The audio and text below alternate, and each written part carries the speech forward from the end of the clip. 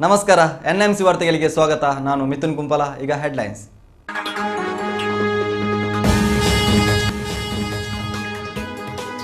ಕೇದಿಲ ಶ್ಯಾಂಪ್ರಸಾದ್ ಶಾಸ್ತ್ರಿ ಆತ್ಮಹತ್ಯೆ ಪ್ರಕರಣಕ್ಕೆ ತಿರುವು. ಶಾಸ್ತ್ರಿಗಳದ್ದು ಆತ್ಮಹತ್ಯೆ ಅಲ್ಲ, ಅದೊಂದು ವ್ಯವಸ್ಥಿತ ಕೊಲೆ. ಪುತ್ತೂರು ಕೋರ್ಟಿಗೆ ಶಾಸ್ತ್ರಿ ಆಪ್ತರಿಂದ ಖಾಸಗಿ ದೂರು ಸಲ್ಲಿಕೆ. ವಿಧಾನ ಪರಿಷತ್ನ 135ನೇ ಜಂಟಿ ಅಧಿವೇಶನದಲ್ಲಿ 20 ಪ್ರಶ್ನೆ ಕೇಳಿ ಉತ್ತರ ಪಡೆದಿದ್ದೇನೆ. ವಿಧಾನ ಪರಿಷತ್ ಸದಸ್ಯ ಐವನ್ ಡಿಸೋಜಾ ಹೇಳಿಕೆ. ಪರವಾನಗಿ ಇಲ್ಲದೆ ಖಾಸಗಿ ವಾಹನಗಳಿಂದ ಪ್ರವಾಸಿ ಬಾಡಿಗೆ. ತೊಕ್ಕೊಟ್ಟಿನಲ್ಲಿ ಪ್ರವಾಸಿ ಟ್ಯಾಕ್ಸಿ ಚಾಲಕ ಮಾಲಕರಿಂದ ಪ್ರತಿಭಟನೆ. ಆರ್ಟಿಒ ಅಧಿಕಾರಿ ಎಂಎಲ್ಎ ಐವನ್ ಡಿಸೋಜರಿಂದ ಮನವೊಲಿಕೆ.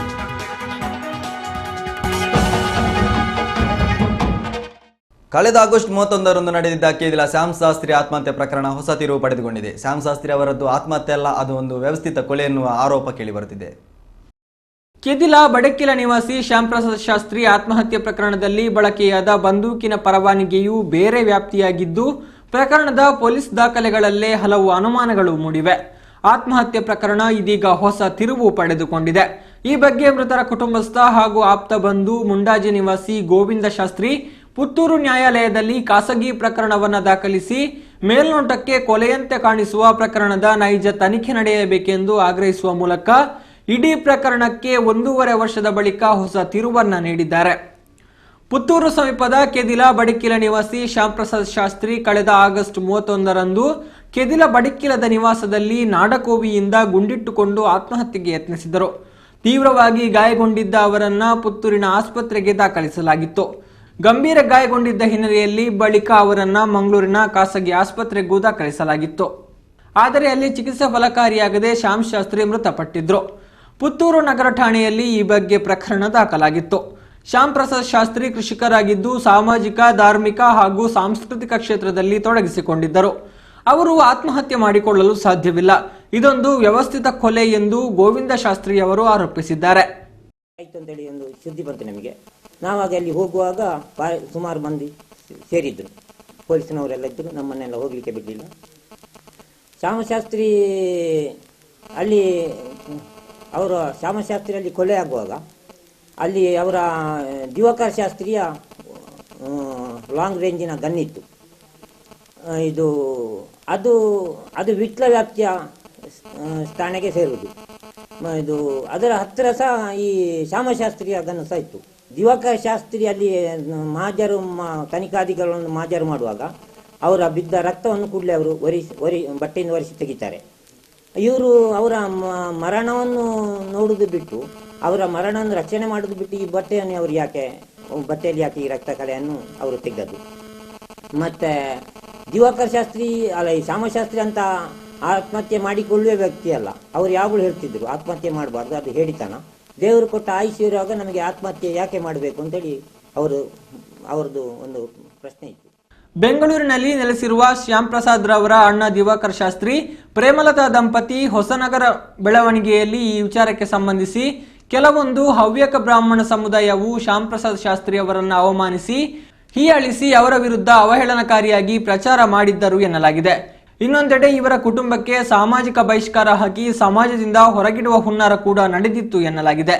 ಸ್ವಾಮೀಜಿಯ ಅನುಯಾಯಿಗಳು ವಿವಿಧ ಕಡೆ ಖಂಡನ ಸಭೆ ಮಾಡುವುದು ಮತ್ತು ಇವರ ಮನೆ ಮುಂದೆ ಪ್ರತಿಭಟನೆ ನಡೆಸುವುದಾಗಿಯೂ ಬೆದರಿಕೆ, ಹೀಗೆಲ್ಲ ವಿಚಾರವಾಗಿ ಯಾವುದೋ ಒತ್ತಡಕ್ಕೆ ಮನನೊಂದು ಆತ್ಮಹತ್ಯೆ ಮಾಡಿಕೊಂಡಿರಬೇಕೆಂದು ಸ್ಥಳೀಯರು ಶಂಕಿಸಿದ್ದರು.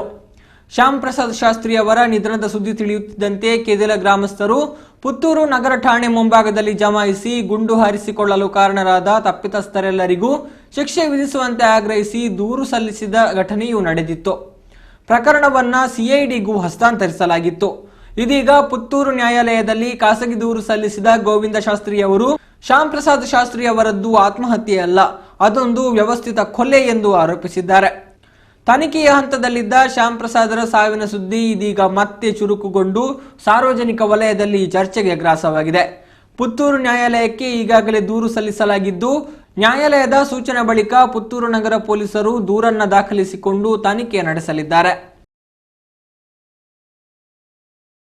ವಿಧಾನ ಪರಿಷತ್ನ ಜಂಟಿ ಅಧಿವೇಶನದಲ್ಲಿ 20ರಲ್ಲಿ 20 ಪ್ರಶ್ನೆಗಳನ್ನು ಕೇಳಿ ಉತ್ತರ ಪಡೆದಿದ್ದೇನೆ ಎಂದು ಎಂಎಲ್ಎ ಐವನ್ ಡಿಸೋಜಾ ಹೇಳಿದ್ದಾರೆ. ವಿಧಾನ ಪರಿಷತ್ನ 135ನೇ ಜಂಟಿ ಅಧಿವೇಶನದಲ್ಲಿ 20ಕ್ಕೆ 20 ಪ್ರಶ್ನೆಗಳನ್ನು ಕೇಳಿ ಉತ್ತರಗಳನ್ನು ಪಡೆದಿದ್ದೇನೆ ಎಂದು ವಿಧಾನ ಪರಿಷತ್ನ ಸದಸ್ಯ ಐವನ್ ಡಿಸೋಜಾ ಹೇಳಿದ್ದಾರೆ. ಮಂಗಳೂರಿನಲ್ಲಿ ಸುದ್ದಿಗೋಷ್ಠಿಯಲ್ಲಿ ಮಾತನಾಡಿದ ಅವರು, ಶೂನ್ಯ ವೇಳೆಯಲ್ಲಿ ಸರ್ಕಾರದ ಗಮನ ಸೆಳೆಯುವ ಅನೇಕ ಪ್ರಶ್ನೆಗಳನ್ನು ಕೇಳಿ ಉತ್ತರ ಪಡೆದಿದ್ದೇನೆ. ಕೇರಳ ರಾಜ್ಯದಲ್ಲಿ ರಬ್ಬರ್ ಬೆಳೆಗಾರರಿಗೆ ಬೆಲೆ ಕುಸಿತ ಉಂಟಾದಾಗ ಕೇರಳ ಸರ್ಕಾರ ಪ್ಯಾಕೇಜ್ ಒಂದನ್ನು ನೀಡಿ ರೈತರನ್ನು ರಕ್ಷಿಸಿದೆ. ಕರ್ನಾಟಕದಲ್ಲೂ ಇದೇ ಮಾದರಿಯ ಪ್ಯಾಕೇಜ್ ನೀಡಿ ರಕ್ಷಿಸಬೇಕೆಂದು ವಿಧಾನ ಪರಿಷತ್ನಲ್ಲಿ ಆಗ್ರಹಿಸಿದ್ದೇನೆ. ಈ ಬಗ್ಗೆ ದಕ್ಷಿಣ ಕನ್ನಡ, ಶಿವಮೊಗ್ಗ ಜಿಲ್ಲೆಯ ತೋಟಗಾರಿಕಾ ಉಪನಿರ್ದೇಶಕರು ಕೇರಳ ರಾಜ್ಯ ಪ್ರವಾಸ ಮಾಡಿ ಅಧ್ಯಯನ ನಡೆಸಿ ವರದಿ ಸಲ್ಲಿಸುವಂತೆ ರಾಜ್ಯ ಸರ್ಕಾರ ಸೂಚನೆ ನೀಡಿದೆ. ಇನ್ನು ಅಡಿಕೆ ಬೆಳೆಗಾರರ ಮಂಡಳಿ ರಚಿಸುವ ಬಗ್ಗೆ ಪ್ರಶ್ನಿಸಿದ್ದು, ತಜ್ಞರ ಸಮಿತಿಯ ವರದಿ ನಿರೀಕ್ಷಿಸಲಾಗುತ್ತಿದೆ ಎಂಬ ಉತ್ತರ ಲಭಿಸಿದೆ ಎಂದರು. ಇವತ್ತು ಅವರು ಪುನಃ ಆ ರಬ್ಬರ್ ಮರಗಳನ್ನು ಕಡಿದಾಕಿ ಕೆಲವರು ಮೊನ್ನೆ ಒಂದು ಪತ್ರಿಕೆಯಲ್ಲಿ ಬಂದಿದ್ದು, ಒಬ್ಬ ರೈತ ಸುಸೈಡ್ ಮಾಡಿಕೊಂಡಿದ್ದಾರೆ. ರೈತರ ಸಾವನ್ನು ಅಪ್ಪತಕ್ಕಂಥದಕ್ಕೆ ರಬ್ಬರ್ ಬೆಳೆಗಾರರ ಸಾಲು ಸೇರಿದೆ. ಅದಕ್ಕೋಸ್ಕರ ನಾನು ಸದನದಲ್ಲಿ ಪ್ರಶ್ನೆ ಮಾಡಿದ್ದೆ, ಕೇರಳ ಮಾದರಿಯಲ್ಲಿ ನಮ್ಮ ಜಿಲ್ಲೆಯಲ್ಲಿ ಕೂಡ ನೀವು ಒಂದು ನಮ್ಮ ರಾಜ್ಯದಲ್ಲಿ ಕೂಡ ಪ್ಯಾಕೇಜ್ ಅನ್ನು ಕೊಡಬೇಕು ಅಂತ ಮಾತನ್ನು ಹೇಳಿದೆ. ಮತ್ತು ನಮ್ಮ ರಾಜ್ಯದಲ್ಲಿ ಎಷ್ಟು ರಬ್ಬರ್ ಬೆಳೆಗಾರರು ಎಷ್ಟು ಹೆಕ್ಟೇರ್ಗಳಲ್ಲಿ ರಬ್ಬರ್ ಬೆಳೆಯನ್ನು ಬೆಳೆಸ್ತಾರೆ ಅಂತ ಹೇಳೋದಕ್ಕೆ ನಾನು ಹೇಳಿದ್ದೇನೆ, ತಮ್ಮ ಗಮನಕ್ಕಿದೆ. ನಾನು ಕೇರಳ ರಾಜ್ಯದ ಮಾದರಿಯಲ್ಲಿ ದಕ್ಷಿಣ ಕನ್ನಡ, ಈ ದಕ್ಷಿಣ ಕನ್ನಡ, ಉತ್ತರ ಕನ್ನಡ ಮತ್ತು ಹೆಚ್ಚಾಗಿ ಉಡುಪಿ ಜಿಲ್ಲೆಯಲ್ಲಿ, ಚಿಕ್ಕಮಗಳೂರಲ್ಲಿ ರಬ್ಬರ್ ಬೆಳೆಗಾರ ಜಾಸ್ತಿ ಇದೆ. ಅದಕ್ಕಾಗಿ ನೀವು ಕೇರಳ ಮಾದರಿಯಲ್ಲಿ ಪ್ಯಾಕೇಜ್ ಕೊಡಿ ಅಂತ ಕೇಳಿದೆ. ಅದಕ್ಕೆ ಕೇರಳ ರಾಜ್ಯದಲ್ಲಿ ರಬ್ಬರ್ ಬೆಳೆಗಾರರಿಗೆ ನೀಡಲಾಗುತ್ತಿರುವ ಪ್ರೋತ್ಸಾಹದ ಬಗ್ಗೆ ಅಧ್ಯಯನ ಮಾಡಲು ದಕ್ಷಿಣ ಕನ್ನಡ, ಶಿವಮೊಗ್ಗ ಜಿಲ್ಲೆಯ ತೋಟಗಾರಿಕಾ ಉಪನಿರ್ದೇಶಕರು ಕೇರಳ ರಾಜ್ಯಕ್ಕೆ ಪ್ರವಾಸ ಕೈಗೊಂಡು ಅಧ್ಯಯನ ವರದಿಯನ್ನು ಸಲ್ಲಿಸುವಂತೆ ತಿಳಿಸಲಾಗುತ್ತಿದೆ, ವರದಿಯನ್ನು ನಿರೀಕ್ಷಿಸಿದೆ ಅಂತೇಳಿ ಉತ್ತರದಲ್ಲಿ ಹೇಳಿದರು. ಸುದ್ದಿಗೋಷ್ಠಿಯಲ್ಲಿ ಮಾಜಿ ಮೇಯರ್ ಅಶ್ರಫ್, ಶಶಿಧರ್ ಹೆಗ್ಡೆ, ಪ್ರವೀಣ್ ಚಂದ್ರ ಆಳ್ವ ಮತ್ತಿತರರು ಉಪಸ್ಥಿತರಿದ್ದರು. ಪರಂಗಿಪೇಟೆಯ ಸೇವಂಜಲಿ ಪ್ರತಿಷ್ಠಾನದ ವತಿಯಿಂದ 80ನೇ ರಕ್ತದಾನ ಶಿಬಿರವು ಸೇವಂಜಲಿ ಸಭಾಂಗಣದಲ್ಲಿ ನಡೆಯಿತು. ಸೇವಂಜಲಿ ಪ್ರತಿಷ್ಠಾನ ಪರಂಗಿಪೇಟೆ ಇದರ ಆಶ್ರಯದಲ್ಲಿ ಜಸ್ಟಿಸ್ ಕೆಎಸ್ ಹೆಗ್ಡೆ ಆಸ್ಪತ್ರೆ ದೇರಳಕಟ್ಟೆ ಹಾಗೂ ವೆನ್ಲಾಕ್ ಆಸ್ಪತ್ರೆ ಮಂಗಳೂರು ಇದರ ಸಹಯೋಗದೊಂದಿಗೆ 80ನೇ ರಕ್ತದಾನ ಶಿಬಿರ ಸೇವಂಜಲಿ ಸಭಾಂಗಣದಲ್ಲಿ ನಡೆಯಿತು. ಚಂದ್ರಹಾಸ ಶೆಟ್ಟಿ, ವಿದ್ಯಾ ಚಂದ್ರಹಾಸ ಶೆಟ್ಟಿ ದಂಪತಿ, ಎಂಕೆ ಖಾದರ್, ಕೆ ಚಂದ್ರಹಾಸ ತುಂಬೆ ಸ್ವಯಂ ರಕ್ತದಾನ ಮಾಡುವ ಮೂಲಕ ಶಿಬಿರಕ್ಕೆ ಚಾಲನೆ ನೀಡಿದರು. ಕಾರ್ಯಕ್ರಮದ ಅಧ್ಯಕ್ಷತೆ ವಹಿಸಿ ಮಾತನಾಡಿದ ಪುದು ಜಿಲ್ಲಾ ಪಂಚಾಯತ್ನ ನೂತನ ಸದಸ್ಯ ರವೀಂದ್ರ ಕಂಬಳಿ, ರಕ್ತದಾನ ಕಾರ್ಯಕ್ರಮವನ್ನು ನಿರಂತರವಾಗಿ ನಡೆಸಿಕೊಂಡು ಬರುತ್ತಿರುವ ಸೇವಾಂಜಲಿ ಪ್ರತಿಷ್ಠಾನದ ಕಾರ್ಯ ನಿಜಕ್ಕೂ ಮಾದರಿ. ಇಂತಹ ಸಮಾಜ ಕಾರ್ಯ ಜಿಲ್ಲೆಯಲ್ಲಿ ಬೇರೊಂದಿರಲು ಸಾಧ್ಯವಿಲ್ಲ. ಸೇವಾಂಜಲಿಯ ಸಮಾಜಮುಖಿ ಚಟುವಟಿಕೆಗೆ ಎಲ್ಲರೂ ಕೈಜೋಡಿಸಬೇಕು ಎಂದು ಹೇಳಿದರು. ನಿರಂತರವಾಗಿ ನಡೆಯುತ್ತಿರುವಂತಹದ್ದು ಇವರು ಎಲ್ಲಿವರೆಗೆ ಅಂತ ಹೇಳಿದರೆ, ಅದು ಬಹುಶಃ ಆಸ್ಪತ್ರೆಯ ಅಗತ್ಯಕ್ಕೆ ತಕ್ಕಂತೆ ಇವರು ರಕ್ತದಾನ ಮಾಡೋರು. ಬಹುಶಃ ಒಂದು 4-5 ದಿವಸ ಅವರು ಅಡ್ವಾನ್ಸ್ ಆಗಿ ಹೇಳಿದರೆ ಇವರು ಕೂಡಲೇ ರಕ್ತದಾನ ಮಾಡಿ ಒಂದು 50 ಯೂನಿಟ್ ರಕ್ತವನ್ನು ಕೊಡುವಂತಹ ಒಂದು ಸಾಮರ್ಥ್ಯ ಉಳ್ಳವರು ಇವತ್ತು ನಮ್ಮ ಬಹುಶಃ ಜಿಲ್ಲೆಯಲ್ಲೇ ಯಾರು ಇರಲಿಕ್ಕಿಲ್ಲ. ಬಹುಶಃ ಇವತ್ತು ಈ ಒಂದು ಒಂದು ಬಲಿದಾನ ಅಂತ ಹೇಳ್ಬೋದು, ಒಂದು ಒಳ್ಳೆ ಕೆಲಸಕ್ಕೋಸ್ಕರ ಇವತ್ತು ಬಲಿದಾನ ಆಗ್ತಾ ಇರತಕ್ಕಂಥದ್ದು. ಅದೇ ರೀತಿ ಬಹುಶಃ ನಮ್ಮ ಸೇವಾಂಜಲಿ ಕೃಷ್ಣಕುಮಾರ್ ಪೂಂಜರವರು ಇವತ್ತು ಬಹುಶಃ ಈ ಮಾನವ ಧರ್ಮ ಪಾಲನೆ ಮಾಡುವ ಬೇರೆ ಬೇರೆ, ಅದು ಧಾರ್ಮಿಕ ಇರ್ಬೋದು, ಶೈಕ್ಷಣಿಕ ಇರ್ಬೋದು, ಸಾಮಾಜಿಕ ಇರ್ಬೋದು, ಸಾಂಸ್ಕೃತಿಕ ಇರ್ಬೋದು, ಪ್ರತಿಯೊಂದು ವಿಚಾರದಲ್ಲಿ ಸಹ ನಮ್ಮ ಜಿಲ್ಲೆಯಲ್ಲಿ. ಜಿಲ್ಲಾ ಪಂಚಾಯತ್ ಸದಸ್ಯ ಚಂದ್ರಪ್ರಕಾಶ್ ಶೆಟ್ಟಿ ತುಂಬೆ, ನರಿಕೊಂಬು ನಾಗರಿಕ ಜಾಗೃತ ಸಮಿತಿ ಅಧ್ಯಕ್ಷ ಪ್ರಕಾಶ್ ಕಾರಂತ, ಬಂಟ್ವಾಳ ನಗರ ಠಾಣಾ ಪೊಲೀಸ್ ಉಪನಿರೀಕ್ಷಕ ನಂದಕುಮಾರ್, ಸೇವಾಂಜಲಿ ಪ್ರತಿಷ್ಠಾನದ ಆಡಳಿತ ಟ್ರಸ್ಟಿ ಕೃಷ್ಣಕುಮಾರ ಪೂಂಜಾ ವೇದಿಕೆಯಲ್ಲಿ ಉಪಸ್ಥಿತರಿದ್ದರು. 16 ಮಂದಿ ಉತ್ಸಾಹದಲ್ಲಿ ರಕ್ತದಾನ ಮಾಡಿದ್ರು. ಸುಮಾರು 70 ಯೂನಿಟ್ ರಕ್ತವನ್ನು ಶಿಬಿರದಲ್ಲಿ ಸಂಗ್ರಹಿಸಲಾಯಿತು. ತೊಕ್ಕೊಟ್ಟಿನಲ್ಲಿ ಪ್ರತಿಭಟನೆ ನಡೆಸುತ್ತಿದ್ದ ಪ್ರವಾಸಿ ಟ್ಯಾಕ್ಸಿ ಚಾಲಕ ಮಾಲಕರ ಪ್ರತಿಭಟನಾ ಸ್ಥಳಕ್ಕೆ ಭೇಟಿ ನೀಡಿದ ಆರ್ಟಿಒ ಅಧಿಕಾರಿಗಳು ಹಾಗೂ ಶಾಸಕ ಐವನ್ ಡಿಸೋಜಾ ಸಮಸ್ಯೆಯನ್ನು ಬಗೆಹರಿಸುವ ಭರವಸೆ ನೀಡಿದರು.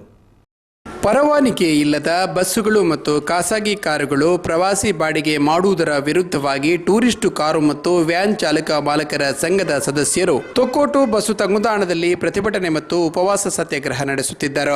ಉಪವಾಸ ಸತ್ಯಾಗ್ರಹದ ಸ್ಥಳಕ್ಕೆ ಆರ್ಟಿಒ ಎಸ್.ಜೆ. ಹೆಗಡೆ ಮತ್ತು ವಿಧಾನಸಭಾ ಸದಸ್ಯ ಐವನ್ ಡಿಸೋಜಾ ಮುಂತಾದವರು ಆಗಮಿಸಿ ಸೂಕ್ತ ಕ್ರಮದ ಭರವಸೆ ನೀಡಿದ ಬಳಿಕ ಜ್ಯೂಸ್ ಕುಡಿಯುವ ಮೂಲಕ ನಿರಶನ ಅಂತ್ಯವಾಯಿತು. ಸ್ಥಳಕ್ಕೆ ಆಗಮಿಸಿದ ಸಾರಿಗೆ ಅಧಿಕಾರಿ ಹಾಗೂ ಬ್ಲಾಕ್ ಕಾಂಗ್ರೆಸ್ ಅಧ್ಯಕ್ಷರಾದ ಈಶ್ವರ ಉಳ್ಳಾಲ್, ಜಿಲ್ಲಾ ಪಂಚಾಯತ್ ಸದಸ್ಯ ಧನಲಕ್ಷ್ಮಿ ಗೆಟ್ಟಿ, ಸಂತೋಷ್ ಶೆಟ್ಟಿ ಮುಂತಾದವರು ಸೂಕ್ತ ಕಾನೂನು ಕ್ರಮದ ಭರವಸೆ ಇತ್ತರು. ಕ್ರಮ ತಗೊಳ್ತಾನೆ. ನೀವು ಏನು ಉಪವಾಸ ಸತ್ಯಾಗ್ರಹ ಈ ಬಿಸಿಲಿನಲ್ಲಿ ಮಾಡ್ತಾ ಇದ್ದೀರಿ, ನಮಗೆ ಭಾಳ ನೋವು ಉಂಟು ಮಾಡಿದೆ. ಆದ್ದರಿಂದ ನಿಮ್ಮ ಉಪವಾಸ ಸತ್ಯಾಗ್ರಹವನ್ನು ಕೈಬಿಡಿ. ಈ ಸಮಸ್ಯೆಗೆ ನಾವು ಎಷ್ಟು ಸಾಧ್ಯ ಇದೆ ಅಷ್ಟು ಕ್ರಮ ತಗೊಂಡು ಸಮಸ್ಯೆ ಬಗೆಹರಿಸ್ತೇವೆ ಹೇಳ್ತಕ್ಕಂಥ ಮಾತನ್ನು ನಾನು ಇಲ್ಲಿ ಹೇಳಲಿಕ್ಕೆ ಬಯಸ್ತೇನೆ. Thank you. ಎಂಗ್ಲೊಂಡು ಅಕ್ಲೆ ಆ ರೂಟ್ ಜನಕ್ಕೂ ಕಾತೊಂದಿತ್ತಲ್ಲ ಮಲ್ಲ ಹತ್ತಿ ಅಕ್ಲೆ ಈ ನೈಟ್ ಅಕ್ಲೆಗೆ ರೂಟ್ ತಪ್ಪಾದೆ ಮದಿಮೆಗೆ ಗಾಡಿನ ಕೊರ್ಪೇರು ಅವಾಗ ಇನ್ನು ಜನಕ್ಲೇನೆ ಜಾಗೃತಿ ಕೊಟ್ಟವನು ಅಂಚಿನ ಬೇಲೆಲ್ಲ ಇನ್ನು ನಿಕ್ಕಲು ಮಲ್ತಾರೆ ಅಂಚಾದ ನಿಕ್ಕಲ ವಿಶೇಷವಾದ ಈ ಹೋರಾಟದ ಭಾಗವಹಿಸಿನಗಳಿಗೆ CITU ಕಾರ್ಮಿಕ ಸಂಘಟನೆಯ ಪರವಾದ ನಿಕ್ಕಲಿಗೆ ಅಭಿನಂದನೆ ಕೊಡೋದಿಲ್ಲ. ಟೈಮ್ಗಲ್ಪ ಎತ್ತವನೊಟ್ಟಿಗೂ ಒಂದು ಬೇತವಾಡಲು ಈ ಪ್ರದೇಶಕ್ಕೆ ಪೋಂಡ ತನ್ನ ಇಲ್ಲದಕ್ಕಲ್ಲಕ್ಕನೆ ನಮಕ್ಕಾಕಲು ಸಂಪೂರ್ಣವಾಯಿನ ಸಹಕಾರವನ್ನು ಕೊರೊಂದು ಎಡ್ಡೆಡು ನಮ್ಮ ಒಂಜಿ ಪ್ರವಾಸ ದುಪ್ಪು ಅಥವಾ ನಮ್ಮ ಒಂಜಿ ಒವಿ ಕಾರ್ಯಕ್ರಮ ಎಲ್ಲ ಸಕ್ಸಸ್ ಮಂತ್ ಕೊಡ್ತು ನಾವು ಇನಿ ಮುಕ್ಕುಲ್ ನಮ್ಮೊಟ್ಟಿಗಿತ್ತನೆ ಮಾತ್ರ ಇನಿ ನಮ್ಮ ಒವೆ ಒಂಜಿ ಕಾರ್ಯಕ್ರಮಲು ಪ್ರವಾಸಲು ಮಾತ್ರ ಸಕ್ಸಸ್ ಆಪು ನಾವು ಜಿಲ್ಲಾ ಪಂಚಾಯತ್ ವ್ಯಾಪ್ತಿಡ್ ಅಂಚನೆ ಕೇಂದ್ರ ಸರ್ಕಾರದ ಒವೆ ಒಂಜಿ ಯೋಜನೆ ಪಡ ನಿಕಲ ಪ್ರತಿಭಟನೆಗೆ ಎಂಕ್ಲನ ಸಂಪೂರ್ಣವಾಯಿನಂಚಿನ ಸಹಕಾರ ನಿಕ್ಲೆಗೆ ಖಂಡಿತ ದುಂಬಳ ದಿನ ಕೊಡ್ಪ. ನಮ್ಮ ಪಕ್ಕದ ರಾಜ್ಯದಲ್ಲಿ ಇರತಕ್ಕಂಥ ಟ್ಯಾಕ್ಸಿಗೂ ಇಲ್ಲಿರ್ತಕ್ಕಂಥ ಟ್ಯಾಕ್ಸು ಅಜಗಜ ಅಂತ ವ್ಯತ್ಯಾಸ ಇದೆ. ಮತ್ತೆ ಕೆಲವು ಸಣ್ಣ ಪುಟ್ಟ ವಿಷಯಗಳು ಇರ್ಬೋದು, ಅದನ್ನು ಅಧಿಕಾರಿ ವರ್ಗದಲ್ಲೂ ಕೂತು ಕರೆದು ಚರ್ಚಿಸಿ ಅದನ್ನು ಮುಗಿಸುವಂಥ ಕೆಲಸವನ್ನು ಮಾಡಬೇಕು. ಈ ಸಂದರ್ಭದಲ್ಲಿ ಹೇಳಿ ನಿಮ್ಮ ಬೇಡಿಕೆಗಳನ್ನು ಈಡೇರಿಸುವಂತದಕ್ಕೆ ನನ್ನ ಎಲ್ಲ ಪ್ರಯತ್ನ ಇದೆ.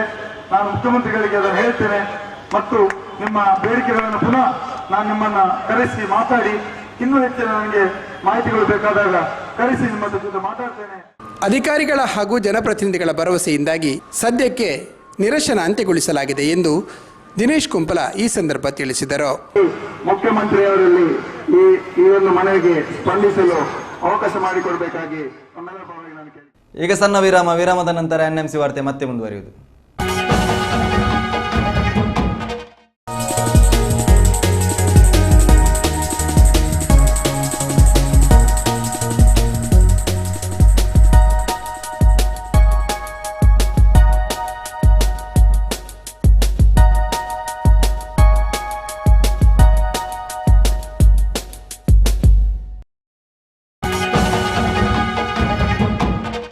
ಕನ್ನಡ ಮತ್ತು ಸಂಸ್ಕೃತಿ ಇಲಾಖೆಯ ವತಿಯಿಂದ ಗಿರಿಜನ ಉತ್ಸವವು ತುಳು ಸಾಹಿತ್ಯ ಅಕಾಡೆಮಿಯ ನೇತೃತ್ವದಲ್ಲಿ ತುಳು ಚಾವಡಿಯಲ್ಲಿ ನಡೆಯಿತು. ಕನ್ನಡ ಮತ್ತು ಸಂಸ್ಕೃತಿ ಇಲಾಖೆ ವತಿಯಿಂದ ಗಿರಿಜನ ಉಪಯೋಜನೆಯಡಿ ಮಂಗಳವಾರ ತುಳು ಭವನದ ಸಿರಿ ಚಾವಡಿಯಲ್ಲಿ ಗಿರಿಜನ ಉತ್ಸವ ಕಾರ್ಯಕ್ರಮ ನಡೆಯಿತು. ಉತ್ಸವವನ್ನು ಜಿಲ್ಲಾ ಉಸ್ತುವಾರಿ ಸಚಿವ ಬಿ ರಮನಾಥ ರೈ ಉದ್ಘಾಟಿಸಿದರು. ಈ ವೇಳೆ ಮಾತನಾಡಿದ ಅವರು, ಗಿರಿಜನ ಸಮುದಾಯದವರು ತಮ್ಮದೇ ಆದ ಸಾಂಸ್ಕೃತಿಕ ಕಲಾ ಪ್ರಕಾರಗಳನ್ನು ಮೈಗೂಡಿಸಿಕೊಂಡವರು. ಹಳೆಯ ಸಾಂಸ್ಕೃತಿಕ ವೈಭವಗಳನ್ನು ಮರೆಯುತ್ತಿರುವ ಈ ಕಾಲಘಟ್ಟದಲ್ಲಿ ಅವುಗಳ ಪುನರುತ್ಥಾನಕ್ಕೆ ಇಂತಹ ವೇದಿಕೆಗಳು ಸೂಕ್ತವಾಗಿವೆ ಎಂದರು. ಉತ್ಸವ ಅಂತ ಹೇಳಿದ ಕಾರ್ಯಕ್ರಮ ಈ ಗಿರಿಜನರಲ್ಲಿ ಸಾಕಷ್ಟು ಅವರ ಸಾಂಸ್ಕೃತಿಕ ಆಚರಣೆಗಳು, ಸಾಂಸ್ಕೃತಿಕ ಕಾರ್ಯಕ್ರಮಗಳು ಸಾಕಷ್ಟು ಇದೆ. ವರ್ತಮಾನ ದಿನಗಳಲ್ಲಿ ನಾವು ಹಳೆಯ ಸಂಸ್ಕೃತಿಯನ್ನು ನಾವು ಮಾಡಿಕೊಳ್ತೇವೆ. ಅದನ್ನು ಪುನರುತ್ಥಾನ ಮಾಡತಕ್ಕಂಥದ್ದು ಇಂಥ ಕಾರ್ಯಕ್ರಮಗಳಲ್ಲಿ ಯಶಸ್ವಿಯಾಗಿದೆ. ಇವತ್ತು ಆ ಕಲೆಗಳನ್ನ ಪುನರುತ್ಥಾನ ಮಾಡಲಿಕ್ಕೆ ಒಂದು ಒಳ್ಳೆಯ ವೇದಿಕೆಯನ್ನು ಹೇಳಲಿಕ್ಕೆ ಬಯಸ್ತಾ ಇದ್ದೀನಿ. ಇವತ್ತು ನಮ್ಮಲ್ಲಿ ಮೂಡ ಅಧ್ಯಕ್ಷ ಇಬ್ರಾಹಿಂ ಕೋಡಿಜಾಲ್, ತುಳು ಅಕಾಡೆಮಿಯ ಸದಸ್ಯೆ ಪ್ರೊಫೆಸರ್ ವೇದಾವತಿ, ಕನ್ನಡ ಮತ್ತು ಸಂಸ್ಕೃತಿ ಇಲಾಖೆಯ ಸಹಾಯಕ ನಿರ್ದೇಶಕ ಚಂದ್ರಹಾಸ್ ರೈ ಉಪಸ್ಥಿತರಿದ್ದರು.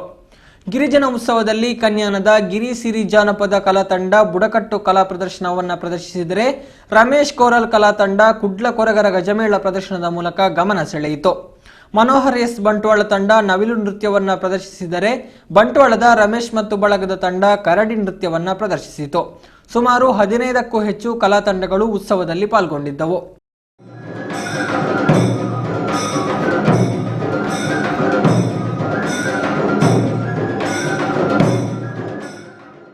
ಅಡ್ಯಾರ್ನ ಸಹ್ಯಾದ್ರಿ ಇಂಜಿನಿಯರಿಂಗ್ ಕಾಲೇಜಿನ ವತಿಯಿಂದ ವಿಸ್ ಕ್ವಿಜ್ ಸ್ಪರ್ಧೆ ಮಾರ್ಚ್ 11ರಂದು ನಡೆಯಲಿದೆ. I am proud to say that the Department of Business Administration at Sahyadri College ranks 33rd rank beyond the IIMs by the Career 360 survey.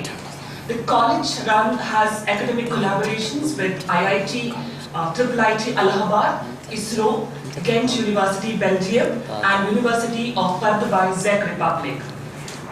We also have tie-ups with Microsoft and to come to the Department of Business Administration, we have dual specialization with HR Marketing, HR Finance and Finance HR. Our students are well placed in Alcargo. ಮಂಗಳೂರಿನ ಸಂತ Aloysius ಕಾಲೇಜಿನ ಸುವರ್ಣ ಮಹೋತ್ಸವದ ಸಮಾರೋಪ ಸಮಾರಂಭ March 12ರಂದು ನಡೆಯಲಿದೆ. ಮಂಗಳೂರಿನ ಸಂತ Aloysius ಸಂಧ್ಯಾ ಕಾಲೇಜಿನ ಸುವರ್ಣ ಮಹೋತ್ಸವದ ಪ್ರಯುಕ್ತ ನಡೆದ ಕಾರ್ಯಕ್ರಮಗಳ ಸಮಾರೋಪ ಸಮಾರಂಭ ಮಾರ್ಚ್ 12ರಂದು ನಡೆಯಲಿದೆ ಎಂದು ಅಲೋಸಿಯಸ್ ಕಾಲೇಜಿನ ಆಡಳಿತಾಧಿಕಾರಿ ಮೈಕೆಲ್ ಜಾನ್ ಹೇಳಿದ್ದಾರೆ.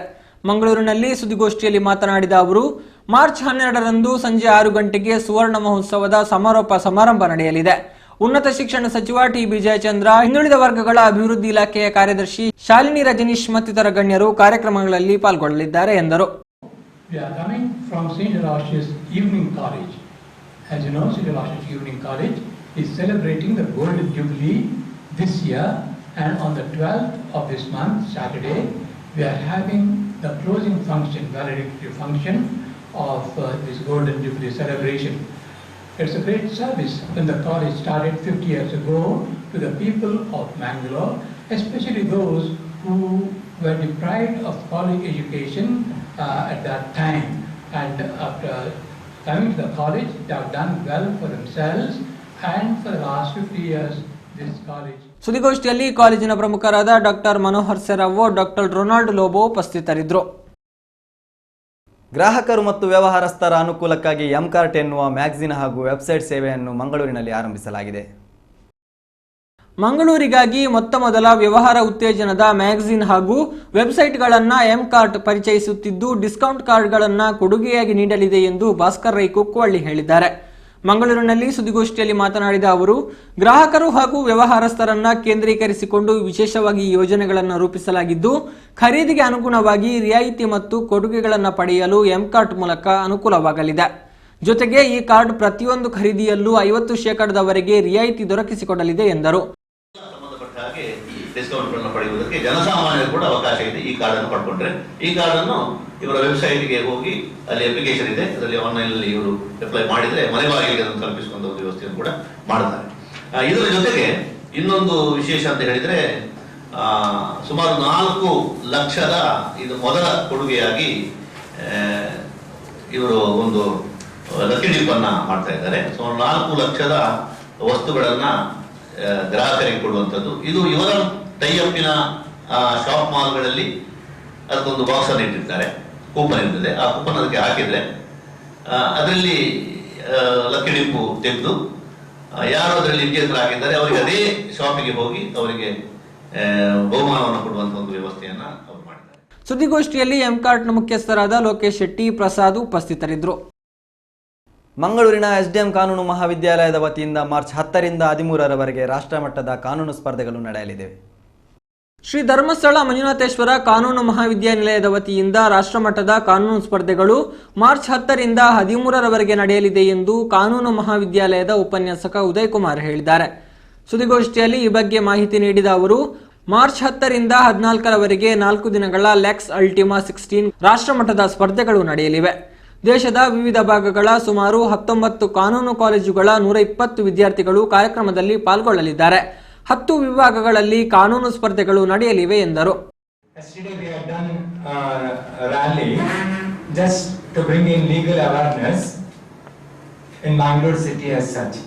So the rally was inaugurated by our own alumni, that is Sri Vasudev Kamath, who is the owner of Maya Group of International Hotels and also the Public Relation Officer of Karnataka Bank. So with regard to the various programs which we have chalked up for 4 days, so I am having with me Professor Santosh also. I am also having Sumit Bhatt, who is the coordinator of the entire moot court. Vipul also, they are all in charge of it. And we are also having Rakshita madam. So now, with regard to all the different programs which ಸುದ್ದಿಗೋಷ್ಠಿಯಲ್ಲಿ ಕಾಲೇಜಿನ ಪ್ರಮುಖರಾದ professor Santosh, Sumit, Rakshita, Vipul ಉಪಸ್ಥಿತರಿದ್ದರು. ಮೂಡಬಿದ್ರೆ ಆಳ್ವಾಸ್ ಕಾಲೇಜಿನ ಪತ್ರಿಕೋದ್ಯಮ ಸ್ನಾತಕೋತ್ತರ ವಿಭಾಗದ ವತಿಯಿಂದ March 11ರಂದು media bus ರಾಷ್ಟ್ರೀಯ ವಿಚಾರ ಸಂಕಿರಣ ನಡೆಯಲಿದೆ. ಮೂಡಬಿದ್ರೆಯ ಆಳ್ವಾಸ್ ಕಾಲೇಜಿನ ಸಂವಹನ ಮತ್ತು ಪತ್ರಿಕೋದ್ಯಮ ಸ್ನಾತಕೋತ್ತರ ಹಾಗೂ ಪದವಿ ವಿಭಾಗದ ವತಿಯಿಂದ ಮೀಡಿಯಾ ಬಸ್ ರಾಷ್ಟ್ರೀಯ ವಿಚಾರ ಸಂಕಿರಣ ಹಾಗೂ ಮಾಧ್ಯಮ ಉತ್ಸವವನ್ನು ಮಾರ್ಚ್ 11 ಹಾಗೂ 12ರಂದು ವಿದ್ಯಾಗಿರಿಯ ಆಳ್ವಾಸ್ ಕಾಲೇಜಿನ ಕುವೆಂಪು ಸಭಾಂಗಣದಲ್ಲಿ ಆಯೋಜಿಸಲಾಗಿದೆ ಎಂದು ಆಳ್ವಾಸ್ ಪತ್ರಿಕೋದ್ಯಮ ವಿಭಾಗದ ಮುಖ್ಯಸ್ಥೆ ಡಾಕ್ಟರ್ ಮೌಲ್ಯ ಜೀವನ್ ರಾಮ್ ಹೇಳಿದ್ದಾರೆ. ಮೂಡಬಿದ್ರೆಯಲ್ಲಿ ಸುದ್ದಿಗೋಷ್ಠಿಯಲ್ಲಿ ಮಾತನಾಡಿದ ಅವರು, ತನಿಖಾ ಪತ್ರಿಕೋದ್ಯಮದ ಕುರಿತಾಗಿ ನಡೆಯಲಿರುವ ವಿಚಾರ ಸಂಕಿರಣವನ್ನು ಹಿರಿಯ ಪತ್ರಕರ್ತ ಅನಂತ ಚಿನಿವಾರ್ ಉದ್ಘಾಟಿಸಲಿದ್ದಾರೆ. ಮಾರ್ಚ್ 11ರಂದು ತನಿಖಾ ಪತ್ರಿಕೋದ್ಯಮ ಆಯಾಮಗಳು ಮತ್ತು ಪ್ರಾಯೋಗಿಕ ಅನ್ವಯಗಳು ಎಂಬ ವಿಷಯದ ಕುರಿತು ಹಿರಿಯ ವರದಿಗಾರ ಜಿತೇಂದ್ರ ಕುಂದೇಶ್ವರ ಮಾತನಾಡಲಿದ್ದಾರೆ. ಮಾರ್ಚ್ 12ರಂದು ತನಿಖಾ ಪತ್ರಿಕೋದ್ಯಮ ಕುರಿತಾಗಿ ಚರ್ಚೆ ನಡೆಯಲಿದೆ. ಚರ್ಚೆಯಲ್ಲಿ ಸುವರ್ಣ ನ್ಯೂಸ್ನ ಸೀನಿಯರ್ ಕರೆಸ್ಪಾಂಡೆಂಟ್ ವಿಜಯಲಕ್ಷ್ಮಿ ಶಿಬಿರವರು ಹಾಗೂ ಉಡುಪಿ ಜಿಲ್ಲಾ ಪೊಲೀಸ್ ವರಿಷ್ಠಾಧಿಕಾರಿ ಕೆ ಅಣ್ಣಾಮಲೈ ಭಾಗವಹಿಸಲಿದ್ದಾರೆ ಎಂದರು. ಮಧ್ಯಾಹ್ನ ನಂತರ ಕ್ವಿಜಿನ ಫೈನಲ್ ರೌಂಡ್ ಆಗಲಿಕ್ಕಿದೆ. ಆ ನಂತರ ವ್ಯಾಲಿಡಿಕ್ಟರಿ ಕಾರ್ಯಕ್ರಮ ಆಗಲಿಕ್ಕಿದೆ.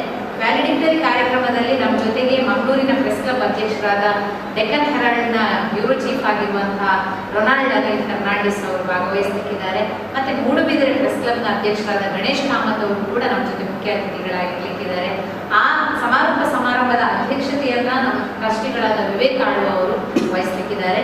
ಅಲ್ಲಿ ಎಲ್ಲ ಸ್ಪರ್ಧಾ ವಿಜೇತರಿಗೆ ಬಹುಮಾನವನ್ನು ಕೂಡ ಆ ಸಂದರ್ಭದಲ್ಲಿ ಆಳ್ವಾಸ್ ಪತ್ರಿಕೋದ್ಯಮ ವಿಭಾಗದ ಉಪನ್ಯಾಸಕರಾದ ಶ್ರೀನಿವಾಸ್ ಪೆಜತ್ತಾಯ, ರೇಷ್ಮಾ, ದೇವಿಶ್ರೀ ಶೆಟ್ಟಿ ಸುದ್ದಿಗೋಷ್ಠಿಯಲ್ಲಿ ಉಪಸ್ಥಿತರಿದ್ದರು. ನಾರ್ಯಗುತ್ತು ಕುಟುಂಬಸ್ಥರಿಂದ ಶ್ರೀ ನಾಗದೇವರಿಗೆ ತಂಬಿಲ ಹಾಗೂ ವಿಶೇಷ ಪೂಜೆ ಮಂಗಳವಾರ ನಡೆಯಿತು. ನಾರಿಗುತ್ತು ಕುಟುಂಬಸ್ಥರ ಕ್ಷೇಮಾಭಿವೃದ್ಧಿ ಟ್ರಸ್ಟ್ನ ಆಶಯದಲ್ಲಿ ನಾರಿಗುತ್ತು ಕುಟುಂಬಸ್ಥರ ಆರಾಧನೆಯ ಶ್ರೀ ನಾಗದೇವರಿಗೆ ತಂಬಿಲ ಹಾಗೂ ವಿಶೇಷ ಪೂಜೆ ಮಂಗಳವಾರ ನಡೆಯಿತು.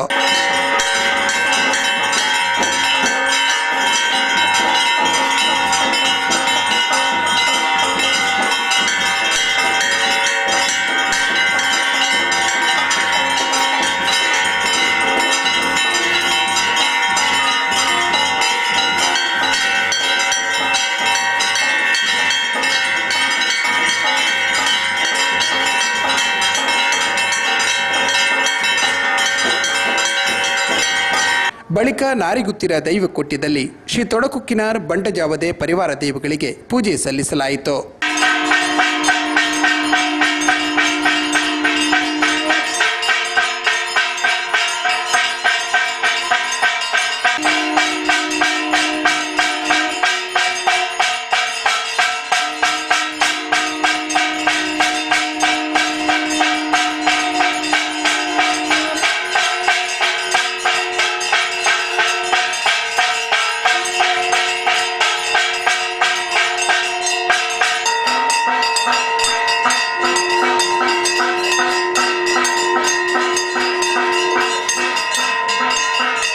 ನಂತರ ಗುತ್ತಿನ ಮನೆಯ ಮಾಳಿಗೆಯಲ್ಲಿರುವ ಶ್ರೀ ಉಳ್ಳಾಲ್ತಿ ಅಮ್ಮನವರಿಗೆ ಕ್ಷೇತ್ರದ ತಂತ್ರಿವರ್ಯರ ನೇತೃತ್ವದಲ್ಲಿ ಪೂಜೆ ಸಲ್ಲಿಸಲಾಯಿತು.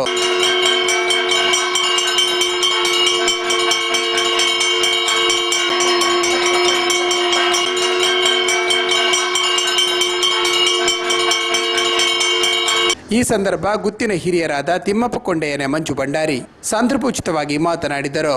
ನಾರ್ಯಗುತ್ತು ಕುಟುಂಬದ 17ನೇ ವಾರ್ಷಿಕೋತ್ಸವ ಬಹು ವಿಜೃಂಭಣೆ ಕುಟುಂಬದ ಮಲ್ಲ ಬಹುಸಂಖ್ಯೆಡು ಬತ್ತದ ಸೇರ್ದು ಭಾರಿ ಪೊರ್ಲುಡು ಒಂಜಿ ನಾಗತಂಬಿಲ ಆದು ದೈವಲ್ನ ಸೇವೆಲ ಅಂಚೆನ ವೆಂಕಟರಮಣ ದೇವರ ಪೂಜೆಲ ಆದು ಇತ್ತ ಅನ್ನ ಸಂತರ್ಪಣೆಗಳ ತಯಾರಾಂಡು. ಕುಟುಂಬ ಸದಸ್ಯರಲ್ಲಿ ಹಿರಿಯರಾದ ಕೃಷ್ಣ ಸಾಮಾನಿ, ಸದಸ್ಯರಾದ ಸಂತೋಷ್ ಕುಮಾರ್ ರೇಬೋಳಿಯಾರು, ಜಗದೀಶ್ ಶೆಟ್ಟಿ, ಪದ್ಮನಾಭ ಸೇರಿದಂತೆ ಅಪಾರ ಸಂಖ್ಯೆಯ ಕುಟುಂಬಸ್ಥರು ಈ ವೇಳೆ ಹಾಜರಿದ್ದರು. ಬಳಿಕ ಅನ್ನ ಸಂತರ್ಪಣೆ ನಡೆಯಿತು. ಶ್ರೀ ಸೋಮನಾಥೇಶ್ವರ ಕ್ಷೇತ್ರದಲ್ಲಿ ಶಿವರಾತ್ರಿಯ ಪ್ರಯುಕ್ತ ಲಕ್ಷ ಬಿಲ್ವಾರ್ಚನೆ ಸೇವೆ ನಡೆಯಿತು. ಶ್ರೀ ಸೋಮನಾಥೇಶ್ವರ ದೇವಸ್ಥಾನದಲ್ಲಿ ಶಿವರಾತ್ರಿ ಅಂಗವಾಗಿ ವಿಶೇಷ ಪೂಜೆ, ನಾಮ ಸಂಕೀರ್ತನೆ, ಲಕ್ಷ ಬಿಲ್ವ ಪತ್ರಾರ್ಚನೆ ಮತ್ತು ಶಿವಪೂಜೆ ನಡೆಯಿತು.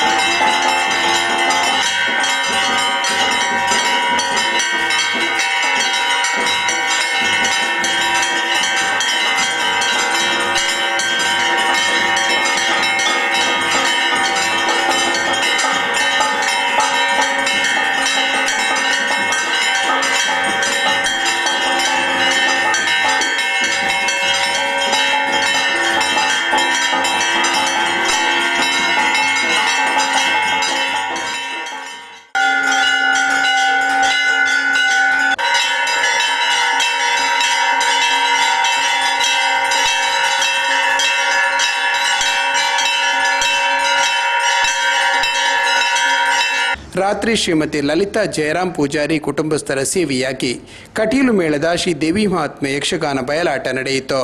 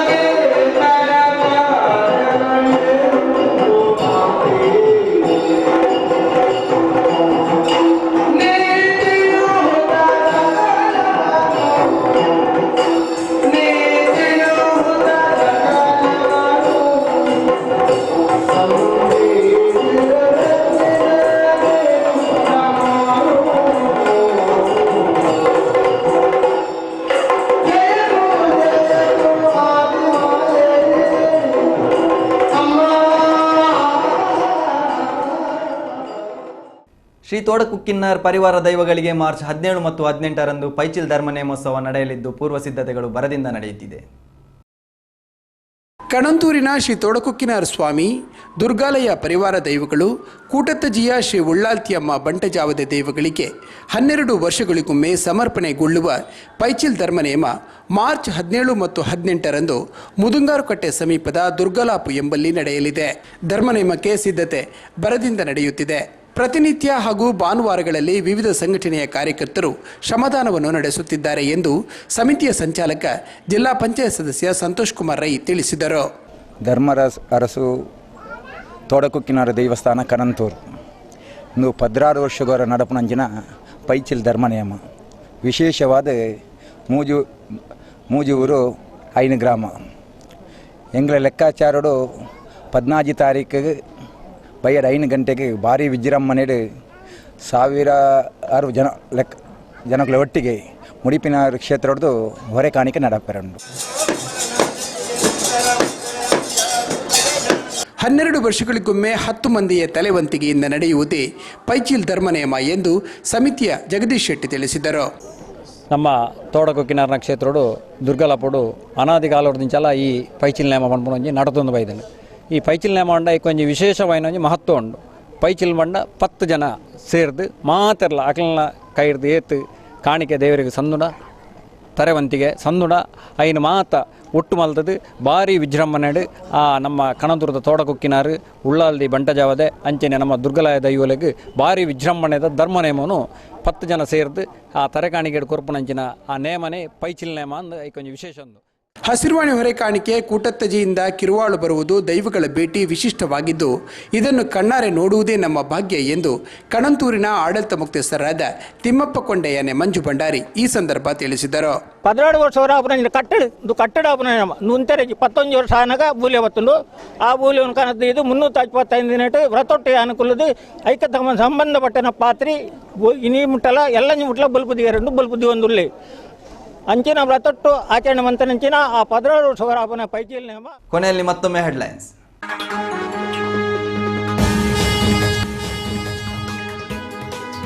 ಕೇದಿಲ ಶ್ಯಾಂಪ್ರಸಾದ್ ಶಾಸ್ತ್ರಿ ಆತ್ಮಹತ್ಯೆ ಪ್ರಕರಣಕ್ಕೆ ತಿರುವು. ಶಾಸ್ತ್ರಿಗಳದ್ದು ಆತ್ಮಹತ್ಯೆ ಅಲ್ಲ, ಅದೊಂದು ವ್ಯವಸ್ಥಿತ ಕೊಲೆ. ಪುತ್ತೂರು ಕೋರ್ಟಿಗೆ ಶಾಸ್ತ್ರಿ ಆಪ್ತರಿಂದ ಖಾಸಗಿ ದೂರು ಸಲ್ಲಿಕೆ.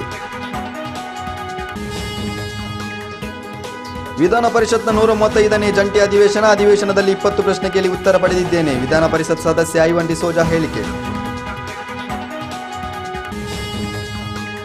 ಪರವಾನಗಿ ಇಲ್ಲದೆ ಖಾಸಗಿ ವಾಹನಗಳಿಂದ ಪ್ರವಾಸಿ ಬಾಡಿಗೆ. ತೊಕ್ಕೊಟ್ಟಿನಲ್ಲಿ ಪ್ರವಾಸಿ ಟ್ಯಾಕ್ಸ್ ಚಾಲಕ ಮಾಲಕರಿಂದ ಪ್ರತಿಭಟನೆ. ಆರ್ಟಿಒ ಅಧಿಕಾರಿ ಎಂಎಲ್ಎ ಐವನ್ ಡಿಸೋಜರಿಂದ ಮನವೊಲಿಕೆ.